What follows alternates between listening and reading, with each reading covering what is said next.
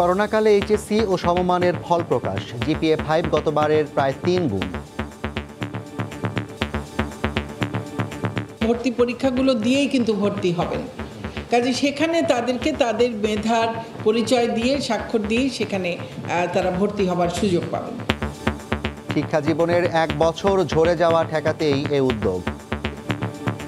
অনেকে এটা নিয়ে অনেক কথা বলছেন, আমার মনে হয় খুব বেশি কথা বা এটা নিয়ে বেশি তিক্ততা সৃষ্টি করা উচিত না।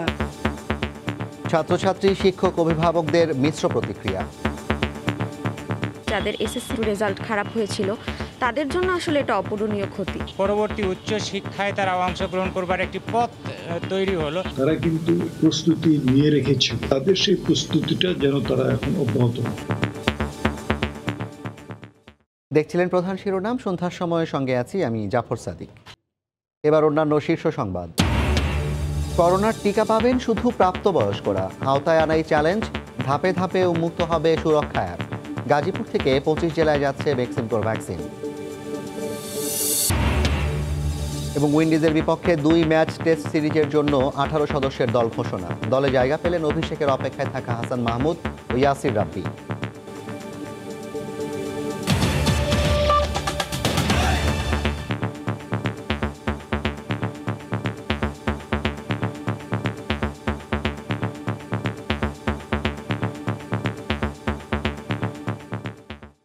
প্রকাশিত হলো করোনাকালে এইচএসসি ও সমমানের ফল। সকালে গণভবন থেকে ভার্চুয়ালি 11টি শিক্ষা বোর্ডের ফল উন্মোচন করেন প্রধানমন্ত্রী শেখ হাসিনা। তিনি বলেন, অটোপাস নিয়ে অহেতুক সমালোচনা কাম্য নয়। পরিস্থিতি পর্যবেক্ষণ করে দ্রুতই শিক্ষা প্রতিষ্ঠান খুলে দেওয়া হবে বলেও জানান প্রধানমন্ত্রী। মহামারী করোনায় প্রায় 1 বছর ধরে ভুগছে বাংলাদেশ। অন্যান্য খাতে টুকটাক ঘুরে দাঁড়ানোর প্রচেষ্টা সফল হলেও সংক্রমণ আতঙ্কে এখনও বন্ধই থেকে গেছে সব শিক্ষা প্রতিষ্ঠান। দীর্ঘ বন্ধের মধ্যেই পরীক্ষার হলে বসা হয়নি দেশের 13,67,377 জন এইচএসসি ও সমমান পরীক্ষার্থীর। সংসদে আইন সংশোধন করে অবশেষে পরীক্ষা ছাড়াই বিশেষ মূল্যায়নের ফল এলো। ও সমান পরীক্ষার ফলাফল শনিবার সকালে গণভবন থেকে আন্তর্জাতিক মাতৃভাষা ইনস্টিটিউটে ফল প্রকাশ অনুষ্ঠানে ভার্চুয়াল মাধ্যমে যোগ দেন প্রধানমন্ত্রী। তার উপস্থিতিতেই সাধারণ, কারিগরি ও মাদ্রাসা শিক্ষা বোর্ডের চেয়ারম্যানরা নিজ নিজ বোর্ডের ফলের পরিসংখ্যান তুলে দেন শিক্ষামন্ত্রীর হাতে। ল্যাপটপের বাটন চেপে একযোগে প্রকাশিত হয় 11টি বোর্ডের এইচএসসির ফল। যারা প্রমোশন পাবে এবং তারা আগামীতে পড়াশোনা শুরু করতে পারবেন এবং পরবর্তী পরীক্ষার ফলাফলের উপরে তাদের ভাগ্য নির্ভর করছে। এই ফলাফল নিয়ে বিরূপ মন্তব্য করা হয় তাহলে বা দেওয়ার পদ্ধতি নিয়ে বিরূপ মন্তব্য করা হয়, এটাও কিন্তু তাদের জন্য তাদের মানসিক চাপ পড়বে। সমালোচনাকারীদের পাল্টা প্রশ্ন ছুড়ে দিয়ে সরকার প্রধান বলেন, ডিজিটাল ব্যবস্থায় শিক্ষার্থীদের ক্ষতি পুষিয়ে দেওয়ার চেষ্টা করা হয়েছে শুরু থেকেই।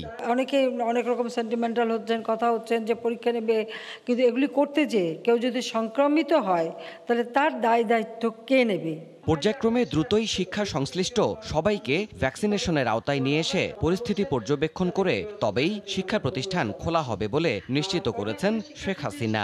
স্কুল, কলেজ, ইউনিভার্সিটিতে যারা কর্মরত তাদেরও এই ভ্যাকসিনটা যেন দ্রুত দেওয়া হয়। যদি ফেব্রুয়ারি মাসে অবস্থা ভালো থাকে, পরবর্তীতে আমরা সীমিত আকারে আমাদের শিক্ষা প্রতিষ্ঠান খুলে সে ব্যবস্থাটা আমরা নেব। করোনা মোকাবিলায় ভ্যাকসিন দেয়া সহ সরকার সব চেষ্টা অব্যাহত রেখেছে বলেও জানান প্রধানমন্ত্রী। একটা বছর নষ্ট হয়ে যাক সেটা তো আমরা চাই না। দেবাশিস রায়, সময় সংবাদ, ঢাকা। শতভাগ পাস, জিপিএ 5 পেয়েছেন 1.5 লাখেরও বেশি শিক্ষার্থী। এর মধ্য দিয়ে গত এপ্রিল থেকে অনিশ্চয়তার দোলাচলে থাকা প্রায় 14 লাখ শিক্ষার্থী চাপমুক্ত হলো।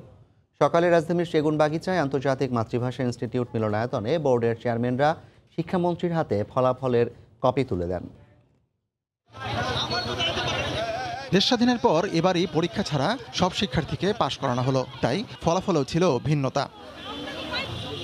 এবার 11 বোর্ড মিলে মোট শিক্ষার্থী 13,67,377 জন। জিপিএ 5 পেয়েছেন 1,61,807 জন। এদের মধ্যে ঢাকা বোর্ডে পেয়েছেন 57,926 জন, রাজশাহী বোর্ডে 26,568, কুমিল্লায় 9,364, যশোরে 12,892, চট্টগ্রামে 12,143। বরিশালে 5,568, সিলেটে 4,242 জন, দিনাজপুরে 14,871, ময়মনসিংহে 10,040 জন, মাদ্রাসা বোর্ডে 4,048 জন, কারিগরি শিক্ষা বোর্ডে 4,145 জন জিপিএ 5 পেয়েছেন। এবারও ছেলেদের তুলনায় জিপিএ 5 বেশি পেয়েছেন মেয়েরা, সংখ্যার হিসেবে তা প্রায় 5,000 জন। শনিবার দুপুরে শিক্ষামন্ত্রীর হাতে ফলাফল তুলে দেওয়া হলে তিনি বলেন, মানবিক মানুষ হওয়াই সবচেয়ে বড় পরীক্ষা। অনেক বেশি নম্বর পেয়েও খুব লাভ নেই, মানবিক গুণে গুণান্বিত হতে হবে তোমাদের সবাইকে। চারপাশে তাকাও, মানুষকে ভালোবাসো, নীতি নৈতিকতা নিয়ে যদি তোমরা গড়ে ওঠো, স্বদেশ প্রেমে উজ্জীবিত হও এবং নিঃস্বার্থ চিত্তে মানব কল্যাণে নিবেদিত হও, তাহলেই এই শিক্ষার যে মূল উদ্দেশ্য তা পুরোপুরি বাস্তবায়িত হবে। গতবারের চেয়ে এবার 1 লাখেরও বেশি শিক্ষার্থী পেয়েছেন জিপিএ 5। বিশ্ববিদ্যালয়ে ভর্তি হতে সবাই সুযোগ পাবেন কিনা এমন প্রশ্নের জবাবে মন্ত্রী বলেন, যেহেতু বিশ্ববিদ্যালয়গুলোতে ভর্তি পরীক্ষা হবে তাই মেধার মূল্যায়ন হবে। জিপিএ 5 যারা পেয়েছে তারা সহ সকলেই কিন্তু এই পর্যায়ে তাদের পরীক্ষা দিয়ে, ভর্তি পরীক্ষা নানানভাবে হবে, সেই ভর্তি পরীক্ষাগুলো দিয়েই কিন্তু ভর্তি হবেন। কাজে সেখানে তাদেরকে তাদের মেধার পরিচয় দিয়ে, স্বাক্ষর দিয়ে সেখানে তারা ভর্তি হবার সুযোগ পাবে। কেচিসিতে গতবার পাশের হার ছিল প্রায় 78%। হাতিকুর রহমান তমাল, সময় সংবাদ, ঢাকা। এদিকে ফল পেয়ে মিশ্র প্রতিক্রিয়া জানিয়েছেন শিক্ষক, শিক্ষার্থী, অভিভাবকরা। শিক্ষাবিদরা বলছেন, উচ্চশিক্ষার স্তরে শিক্ষার্থীদের কাঙ্ক্ষিত শিক্ষা প্রতিষ্ঠানে ভর্তি হওয়ার সুযোগ সৃষ্টিতে বাড়াতে হবে আসন। মৌসুম ইসলামের রিপোর্ট। করোনা মহামারীর মধ্যে সংক্রমণ বাড়তে পারে সেই আশঙ্কায় পরীক্ষা না দিয়েই ফল পেল 2020 সালের এইচএসসির শিক্ষার্থীরা। শনিবার 11টি শিক্ষা বোর্ডের 14.5 লাখ শিক্ষার্থীর জেএসসি ফলাফলকে 25 এবং এসএসসির 75% বিবেচনায় নিয়ে গড় মূল্যায়ন করে উচ্চ মাধ্যমিকের ফল প্রকাশ করায় শতভাগ শিক্ষার্থী পাশ করল কোনো পরীক্ষা ছাড়াই। পরীক্ষায় না বসে ফল পাওয়ায় এ বিষয়ে শিক্ষার্থী ও অভিভাবকদের অনেকেই মিশ্র প্রতিক্রিয়া জানিয়েছেন। এখন তো একটু ভালো লাগছে যে না, তাও তো পজিটিভ কিছুই হয়েছে। যাদের এসএসসিতে আসলে কোনো কারণে দুর্ঘটনাবশত কোনো ধরনের একটু রেজাল্ট খারাপ হয়েছিল, তাদের জন্য আসলে এটা অপূরণীয় ক্ষতি। কিন্তু তারপরেও তা একটি সান্ত্বনার জায়গা যে তারা একটি ফলাফল নিয়ে পরবর্তী উচ্চ শিক্ষায় তারা অংশগ্রহণ করবার একটি পথ তৈরি হলো। 5%-এর ক্ষেত্রে মেবি কোনো ধরনের হয়তো তারা অন্যরকম হতে পারত, কিন্তু 95% শিক্ষার্থীর জন্যই এটা উপকৃত হয়েছে। ইউনিভার্সিটিগুলি তাদের মতো করে তারা ছাত্র বাছাই করবেন। এবারও যারা মেধাবী তারাই ভর্তি হতে পারবে। আর শিক্ষাবিদরা বলছেন, বিশেষ পরিস্থিতির কারণে অটো পাস দেয় তাদেরকে সামাজিকভাবে অবমূল্যায়ন না করে বরং সংবেদনশীল আচরণ করা উচিত। মানুষের সংবেদনশীলতাটাই আসল জায়গা। মানবিকতা মানবতা বোধটা খুবই কঠিন একটা গুরুত্বপূর্ণ জায়গা। তারা কিন্তু প্রস্তুতি নিয়ে রেখেছিল, কিন্তু মহামারীর কারণে আমরা পরীক্ষাটা নিতে পারিনি। তাদের সেই প্রস্তুতিটা যেন তারা এখন অব্যাহত রাখে। 2020 সালের এইচএসসি ও সমমানের পরীক্ষা গত বছরের 1 এপ্রিল হওয়ার কথা ছিল, কিন্তু মহামারীর থাবায় শিক্ষা প্রতিষ্ঠান বন্ধ থাকায় তা সম্ভব হয়নি। মৌসুম ইসলাম, সময় সংবাদ, ঢাকা। পৌরসভা নির্বাচনের ভোট গ্রহণ শেষে এখন চলছে গণনা। এই মুহূর্তে ফেনী জেলা নির্বাচন কর্মকর্তার কার্যালয়ে আছেন সহকর্মী আতিয়ার সজল। চলে যাচ্ছি তার কাছে।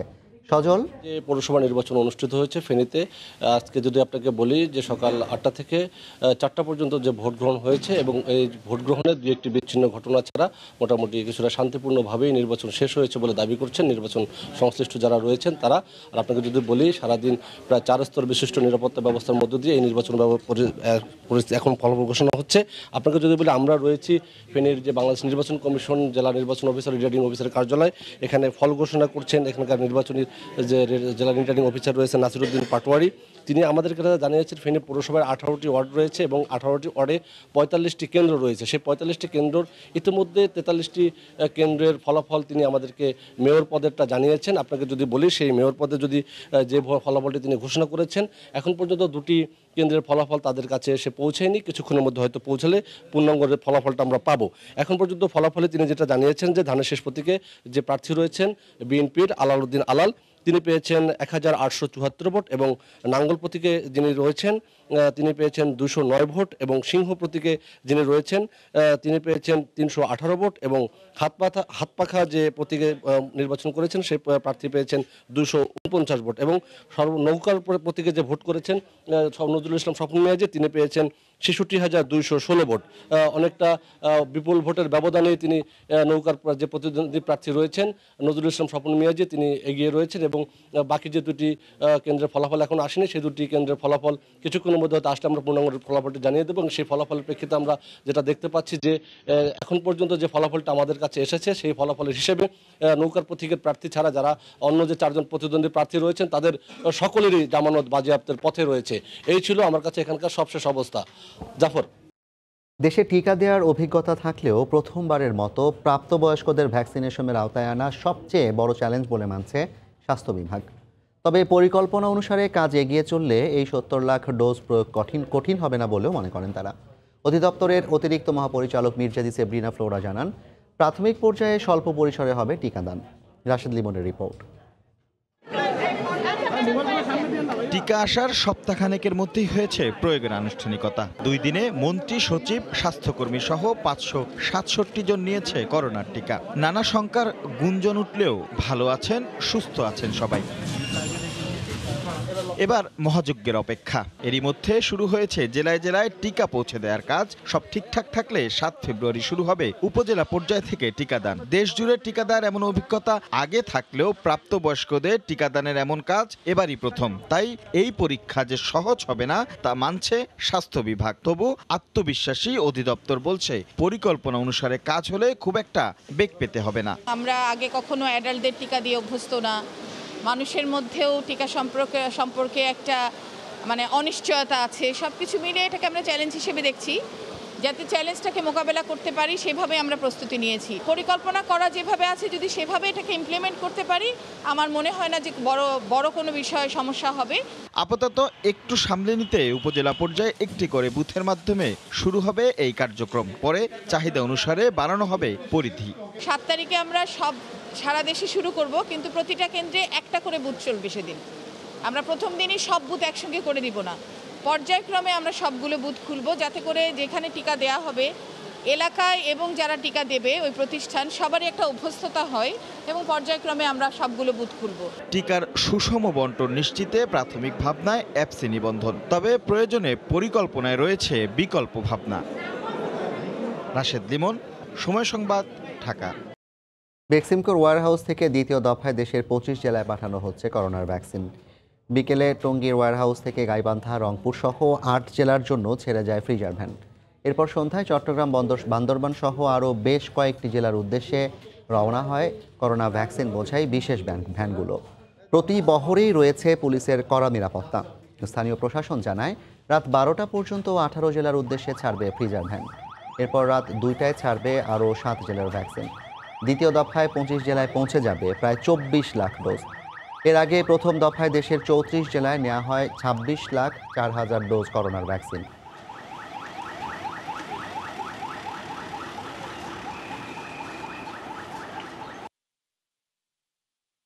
বিশ্বে মোট উৎপাদিত করোনা টিকার 60% তৈরি হচ্ছে ভারতে। বাংলাদেশ সহ দক্ষিণ এশিয়ার কয়েকটি দেশে তারা এরই মধ্যে টিকা সরবরাহ শুরু করলেও তালিকায় নেই পাকিস্তান।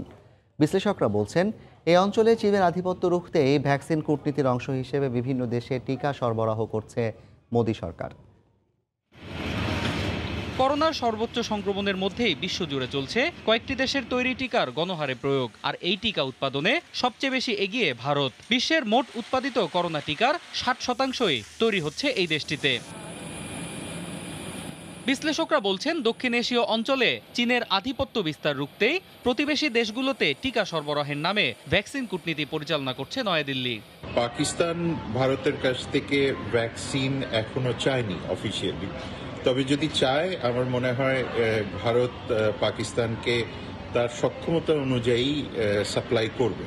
তবে পাকিস্তান আনুষ্ঠানিকভাবে ভারতের কাছে টিকা অর্ডার করুক আর ভারত স্বপ্রণোদিত হয়ে টিকা সরবরাহ করুক না কেন, এক্ষেত্রে সময় ও সক্ষমতা একটি বড় ইস্যু বলেও মত বিশ্লেষকের। পাকিস্তান রিকোয়েস্ট করার পরে অথবা ভারত যদি স্বতঃপ্রণোদিত হয়ে দেয়, সেই ক্ষেত্রে আমাদেরকে দেখতে হবে যে টাইমিংটা কি হবে।